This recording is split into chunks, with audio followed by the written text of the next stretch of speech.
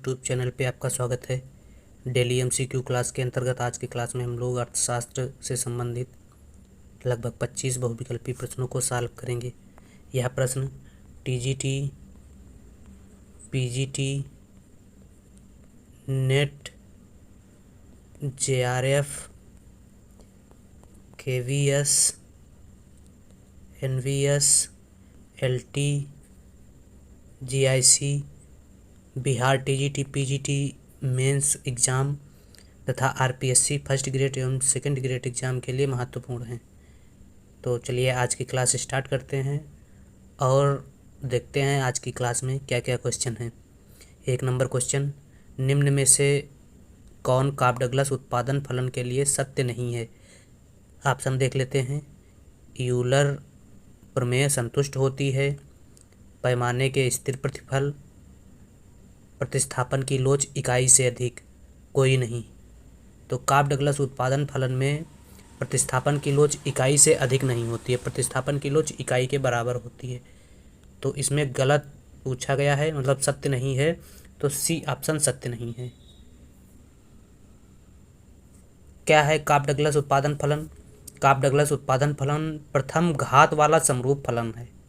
इस उत्पादन फलन के आधार पर यह निष्कर्ष निकाला जाता है कि राष्ट्रीय आय में श्रम तथा पूंजी साधनों के सापेक्षिक अंश सदैव स्थिर क्यों रहते हैं, तथा कॉप डगलस उत्पादन फलन को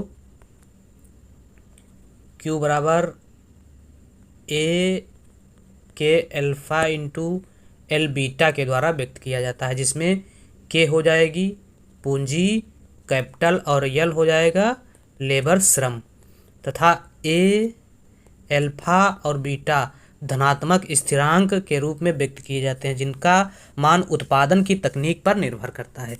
मतलब ए अल्फा और बीटा का मान उत्पादन की तकनीक पर निर्भर करता है।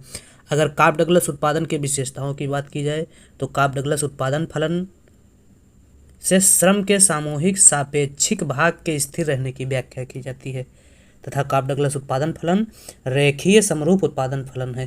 कैसा? रेखीय समरूप उत्पादन फलन है। कॉप डगलस उत्पादन फलन रेखीय समरूप उत्पादन फलन होता है और श्रम की सीमांत उत्पादन पूंजी श्रम अनुपात पर निर्भर करता है और साधनों के प्रयोग की गई मात्राओं से स्वतंत्र होता है। इसके अलावा दो साधनों के बीच तकनीकी प्रतिस्थापन की लोच इकाई के समान होती है, यह भी कॉप डगलस फलन की विशेषता है। यदि कॉप डगलस उत्पादन फलन में अल्फा प्लस बीटा इकाई से कम हो तो घटते पैमाने के प्रतिफल प्राप्त होंगे, अल्फा प्लस बीटा इकाई के बराबर हो तो स्थिर पैमाने के प्रतिफल प्राप्त होंगे, और अल्फा प्लस बीटा अगर इकाई से ज़्यादा हो तो बढ़ते पैमाने के प्रतिफल प्राप्त होंगे। निष्कर्ष रूप में यह कहा जा सकता है। तो 2 नंबर क्वेश्चन क्या है? कॉप डगलस उत्पादन फलन में ए एल अल्फा इंटू के बीटा स्थिर पैमाने के प्रतिफल देगा जब अल्फा माइनस बीटा बराबर 1, अल्फा प्लस बीटा बराबर 1। तो जब अल्फा प्लस बीटा बराबर इकाई के होगा तो कॉप डगलस उत्पादन फलन स्थिर पैमाने का प्रतिफल देगा, और अगर अल्फा प्लस बीटा इकाई से कम है तब घटते पैमाने का प्रतिफल देगा कॉप डगलस उत्पादन फलन। इसके अलावा अल्फा प्लस बीटा यदि इकाई से ज़्यादा है तो बढ़ते पैमाने का प्रतिफल देगा कॉप डगलस उत्पादन फलन। तो इस प्रकार से 2 का सही आंसर बी हो जाएगा। अगला 3 नंबर क्वेश्चन, कॉप डगलस उत्पादन फलन की निम्न विशेषताएं हैं। यह रेखीय उत्पादन फलन है, ठीक है, रेखीय उत्पादन फलन है। इसमें प्रतिस्थापन की लोच इकाई के बराबर होती है, यह भी सही है, प्रतिस्थापन की लोच इकाई के बराबर होती है। किसी एक साधन श्रम या पूंजी के शून्य होने पर कुल उत्पादन शून्य हो जाएगा, यह भी सही है। तो प्रयोग तो सभी सही है, 3 का सही आंसर डी हो जाएगा। अगला 4 नंबर क्वेश्चन, ब्रेक इवन बिंदु क्या है? ऑप्शन ए, वह बिंदु जब फर्म लाभ उठा रही हो, बी, वह स्थिति जब फर्म को हानि हो रही हो, सी, वह स्थिति जब फर्म को ना लाभ हो रहा हो और ना हानि हो रही हो, और डी, इसका लाभ हानि से कोई संबंध नहीं है। तो ब्रेक इवन पॉइंट वह पॉइंट या बिंदु है जिस स्थिति में फर्म को ना लाभ हो रहा हो और ना हानि हो रही हो। सी ऑप्शन सही है। नेक्स्ट क्वेश्चन, परा उत्पादन फलन का संबंध उत्पादन की किस अवधि से है? अति दीर्घ अवधि, दीर्घ अवधि, अल्प अवधि, बाजार अवधि। तो परा उत्पादन फलन का संबंध उत्पादन फलन की अति दीर्घ अवधि से है। 5 का ए सही है। अगला 6 number question, planned economy for India पुस्तक के लेखक हैं के.एम. मुंशी, एम. विश्वेश्वरैया, श्रीमन नारायण, दादा भाई नौरोजी। तो प्लान्ड इकोनॉमी फॉर इंडिया पुस्तक के लेखक एम. विश्वेश्वरैया हैं। बी ऑप्शन सही है। भारत में आर्थिक नियोजन के संदर्भ में पहला प्रयास भी एम. विश्वेश्वरैया द्वारा ही किया गया था। इन्होंने प्लान्ड इकोनॉमी फॉर इंडिया नामक पुस्तक में भारत के लिए नियोजन की बात कही थी और 10 वर्ष में भारत की राष्ट्रीय आय को दुगना करने की बात सर्वप्रथम एम. विश्वेश्वरैया द्वारा ही की गई थी। भारत में नियोजन के जनक की अगर बात की जाए तो एम. विश्वेश्वरैया को ही भारत में आर्थिक नियोजन का जनक कहा जाता है और प्लान्ड इकोनॉमी फॉर इंडिया पुस्तक के लेखक भी एम. विश्वेश्वरैया ही हैं। अगला 7 नंबर क्वेश्चन, किस पंचवर्षीय योजना में ज़्यादा तेज धारणीय तथा समावेशी समृद्धि पर जोर दिया गया है? 10वीं पंचवर्षीय योजना, 7वीं पंचवर्षीय योजना, 11वीं पंचवर्षीय योजना, उपरोक्त में से कोई नहीं। तो 11वीं पंचवर्षीय योजना में ज़्यादा तेज धारणीय तथा समावेशी विकास पर बल दिया गया और 11वीं पंचवर्षीय योजना का समय 2012 से 17 के बीच था, जिसका केंद्रीय बिंदु ज़्यादा तेज तथा धारणीय विकास पर अधिक बल देना था। तो इस प्रकार से इनमें कोई नहीं ऑप्शन सही हो जाएगा। 12वीं पंचवर्षीय योजना दिया ही नहीं है, 10वीं, 7वीं, 11वीं दिया है। अगला 8 नंबर क्वेश्चन, भारतीय नियोजन में योजना अवकाश रहा किन वर्षों में योजना अवकाश रहा? तो 1966, 69 यह 3 वर्ष योजना अवकाश के रूप में रहा। 1979, 80 यह 1 वर्ष योजना अवकाश के रूप में रहा और 1990, 92 यह 2 वर्ष योजना अवकाश के रूप में रहा। तो कुल मिला के 6 वर्ष योजना अवकाश रहा और इन चारों ऑप्शनों में 1966, 69 दिया गया है। सी ऑप्शन सही है 8 का। नवी योजना कब आरंभ हुई? 1 अप्रैल 1996 को, 1 अप्रैल 1995 को, 1 अप्रैल 1997 को, 1 अप्रैल 1998 को। तो नवी योजना जो है 1 अप्रैल 1997 से प्रारंभ होकर 2002 तक चली। 1 अप्रैल 1997 से प्रारंभ होकर सी ऑप्शन सही है। नवी योजना आगत निर्गत मॉडल पर आधारित थी और इसका केंद्रीय बिंदु सामाजिक न्याय तथा समता के साथ विकास पर बल देना था। अगला 10 नंबर क्वेश्चन, भारत में योजना आयोग का गठन किस वर्ष हुआ? तो भारत में योजना आयोग का गठन 15 मार्च 1950 में किया गया था। ए ऑप्शन सही है। 11 नंबर क्वेश्चन, चतुर्थ योजना का सही अवधि क्या है? तो चतुर्थ योजना या चौथी योजना 1969 से 74 के बीच चली थी, जो अशोक रुद्रा मॉडल पर आधारित थी और जिसका केंद्रीय बिंदु स्थिरता के साथ विकास था। तो 1974 चतुर्थ योजना 1969 से 74 किस ऑप्शन में है? डी ऑप्शन में है। 1969 से 74 डी ऑप्शन सही है। अगला, किस पंचवर्षीय योजना का उद्देश्य गरीबी उन्मूलन था? तो 5वीं पंचवर्षीय योजना का उद्देश्य गरीबी उन्मूलन था। 5वीं पंचवर्षीय योजना 1974 से 79 तक चली थी। 1 वर्ष पूर्व यह योजना समाप्त कर दी गई थी और जब 1978 में यह योजना समाप्त की गई तो इसके स्थान पर गुन्नार मिडल द्वारा प्रस्तावित एक नई योजना अनवरत या रोलिंग प्लान स्टार्ट किया गया था। 5वीं पंचवर्षीय योजना का मुख्य उद्देश्य गरीबी उन्मूलन था। अगला क्वेश्चन 13 नंबर, असंतुलित विकास की अवधारणा को विकसित किया। तो असंतुलित विकास की अवधारणा को विकसित करने का श्रेय हर्समैन को जाता है। हर्समैन, ऑप्शन देख लेते हैं, हर्समैन, नर्क्स, रोडान। तो संतुलित असंतुलित विकास की अवधारणा के प्रतिपादक जो हैं हर्समैन हैं। ए सही है।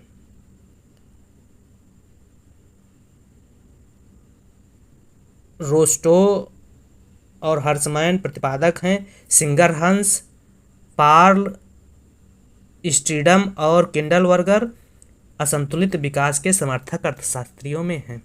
असंतुलित विकास मॉडल क्या है? असंतुलित विकास मॉडल संतुलित विकास के विकल्प के रूप में एक उल्टा मॉडल विकसित किया गया, जिसे असंतुलित विकास मॉडल कहा गया।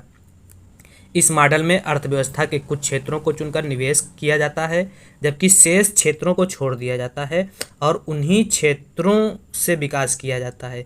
एक क्षेत्र में निवेश करने से बाह्य मितव्यताएं उत्पन्न होती हैं, जिससे लाभ होता है और उसी लाभ को अन्य क्षेत्रों में निवेश कर दिया जाता है।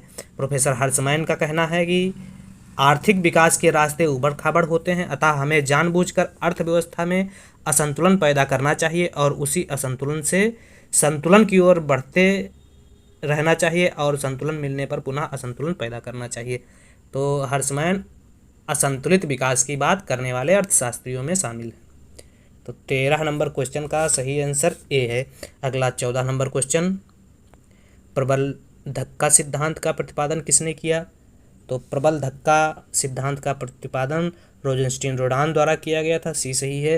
अगला 15 नंबर क्वेश्चन, प्रधानमंत्री सुरक्षा बीमा योजना कब प्रारंभ की गई?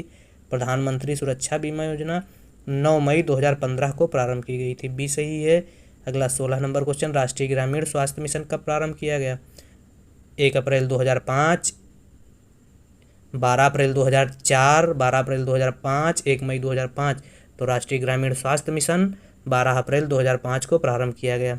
अगला नेक्स्ट क्वेश्चन, भारत में हिंदू वृद्धि दर जिस वृद्धि दर से संबंधित है वह है प्रति व्यक्ति आय, जनसंख्या, साक्षरता दर, सकल राष्ट्रीय उत्पाद। तो भारत में हिंदू वृद्धि दर सकल राष्ट्रीय उत्पाद से संबंधित है।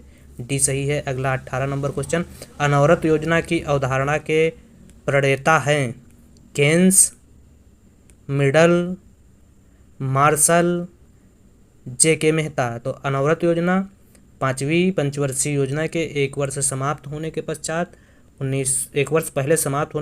1978 में चलाई गई योजना थी, जो गुन्नाल मिडल द्वारा दिया गया प्रस्ताव था। और भारत में अनवरत योजना प्रोफेसर लकड़ावाला समिति की सिफारिश पर लागू की गई थी और अनवरत योजना के प्रणेता जो हैं गुन्नाल मिडल थे।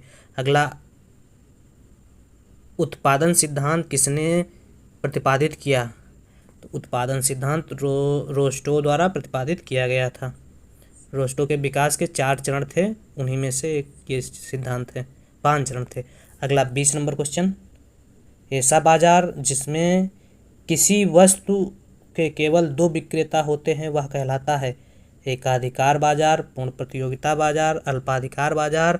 ए तथा बी दोनों सही हैं। तो ऐसा बाजार जिसमें किसी वस्तु के केवल 2 विक्रेता होते हैं वह अल्पाधिकार बाजार कहलाता है। वह बाजार जहां थोड़े से विक्रेता अपनी वस्तुओं की बिक्री करते हुए आपस में प्रतियोगिता करते हैं उसे अल्पाधिकार बाजार कहते हैं। स्टेनियर एवं हेग इस बाजार में फर्मों की संख्या 2 से 12 के बीच बताते हैं तथा कुछ फर्में जिस बाजार में पाई जाती हैं उस बाजार को भी अल्पाधिकार बाजार कहते हैं। अधिकांश अर्थशास्त्री फर्मों की संख्या तय नहीं करते हैं। अल्पाधिकार में बाजार में जो वस्तुएं हैं वह 2 भागों में बांटी जाती हैं, सजातीय अल्पाधिकार के अंतर्गत और विजातीय अल्पाधिकार के अंतर्गत। क्या विशेषताएं हैं अल्पाधिकार बाजार की? फर्मों की संख्या थोड़ी होती है जो आपस में प्रतियोगिता करती हैं। सभी फर्मों का उद्देश्य अपने लाभ को अधिकतम करना होता है। वस्तु की पूर्ति पर नियंत्रण होता है। प्रत्येक फर्म वस्तु की कीमत तथा उत्पादन की मात्रा को प्रभावित करती है। इसलिए कहा जाता है कि अल्पाधिकार बाजार में फर्मों में परस्पर निर्भरता की प्रवृत्ति पाई जाती है। परस्पर निर्भरता क्या है? अगर एक फर्म अपनी वस्तु की कीमत या उत्पादन की मात्रा बढ़ाती या घटाती है तो इसका प्रभाव अन्य फर्मों पर भी पड़ता है, अर्थात अन्य फर्में भी कीमत एवं उत्पादन की मात्रा बढ़ाती या घटाती हैं। तो इस प्रकार से अल्पाधिकार बाजार में दो विक्रेता होते हैं या बेचने वाले दो होते हैं। अगला, निम्न चित्र में किस बाजार को नहीं प्रदर्शित किया गया है? तो इसमें अपूर्ण प्रतियोगिता को दिखाया गया है, एकाधिकार को दिखाया गया है, अल्पाधिकार को दिखाया गया है, पूर्ण प्रतियोगिता को नहीं दिखाया गया है। 21 ए सही है। नेक्स्ट क्वेश्चन, मांग में समायोजन चर उत्पादन को न मानकर कीमत को माना है। तो उत्पादन की बात कोर्नो द्वारा की गई है और कीमत की बात वर्ट्रेंड द्वारा की गई है। तो वर्ट्रेंड बी ऑप्शन में है। 22 का सही आंसर बी हो जाएगा। अगला 23 नंबर क्वेश्चन, काम के बदले अनाज कार्यक्रम को लागू किया गया था 1976 में, 77 में, 78 में, 79 में। तो काम के बदले अनाज कार्यक्रम को 1977 में लागू किया गया था। स्वर्ण जयंती शहरी रोजगार योजना लागू की गई 1997, दिसंबर 1997, जनवरी 1997, अप्रैल 1999, 98। तो स्वर्ण जयंती शहरी रोजगार योजना दिसंबर 1997 में लागू की गई थी। ए ऑप्शन सही है। अगला 25 नंबर क्वेश्चन, मनरेगा संपूर्ण भारत में लागू किया गया।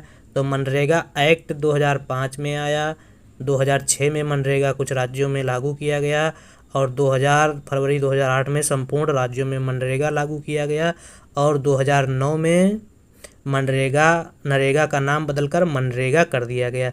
तो इस प्रकार से 25 का सही आंसर सी है। अगला 26 नंबर क्वेश्चन, प्रधानमंत्री जीवन ज्योति बीमा योजना लागू हुई या चालू हुई किस वर्ष? 9 मई 2015 को प्रधानमंत्री जीवन ज्योति बीमा योजना चालू की गई थी। सी सही है 26 का। 27, प्रधानमंत्री जनधन योजना शुरू हुई 2014, 2016, 2018, 2020। तो प्रधानमंत्री जनधन योजना वित्तीय समावेशन का एक प्रमुख कार्यक्रम है जिसकी शुरुआत 2014 को भारत सरकार द्वारा की गई थी। तो 27 का सही आंसर ए है। इस प्रकार से आज की इस क्लास में हम लोगों ने 27 बहुविकल्पी प्रश्नों को सॉल्व किया जो भारतीय अर्थव्यवस्था से भी संबंधित थे, व्यष्टि और समष्टि अर्थशास्त्र से भी संबंधित थे, जो विगत परीक्षाओं में पूछे गए प्रश्न हैं और इनके आगामी परीक्षा में भी आने की संभावना है। तो आज की वीडियो के लिए